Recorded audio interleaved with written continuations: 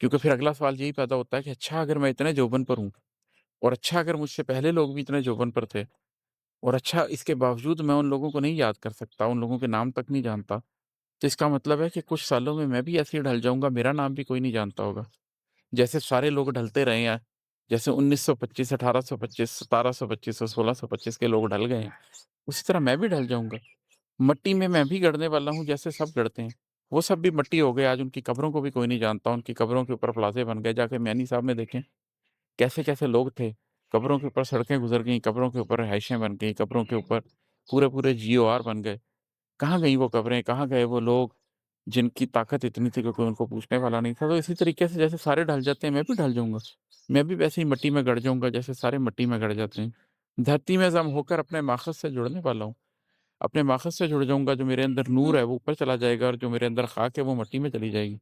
फिर अगर मैंने अपनी ख़ाक को अहमियत दी थी तो मैं ख़ाक हो जाऊँगा और अगर अपने नूर को अहमियत दी थी तो मैं नूर के रस्तों पर चल सकूँगा।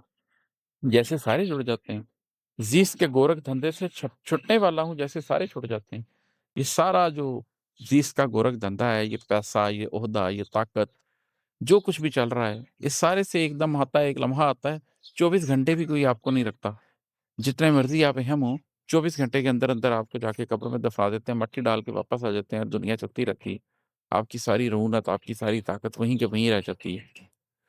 यानी जैसे शाम ढले कुछ पंछी थक कर घर जाते हैं, मैं भी घर जाने वाला हूँ, मैं भी मर जाने वाला हूँ।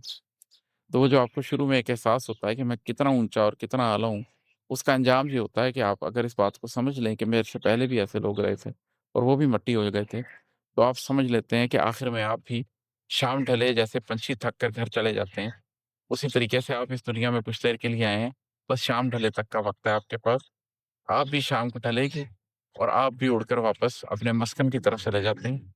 आप भी अपने घर चले जाएँगे, आप भी मर जाएँगे, आप भी लहद का हिस्सा हो जाएँगे। इस ज़िंदगी में आपके पास जो कुछ भी है, उससे रोनत नहीं, इबरत हासिल करें और इन लम्हों से अगर कुछ कशीद कर सकते हैं, ज़िंदगी की कोई मानवियत पकड़ सकते हैं, कोई मकसदियत पकड़ सकते हैं, अगले जहान के लिए कुछ लेकर जा सकते हैं, तो वो ले जाने की कोशिश करें। मैंने ये बात समझने की कोशिश की है, उम्मीद है आप ये बात समझने की कोशिश करेंगे। बहुत शुक्रिया, अस्सलाम वालेकुम।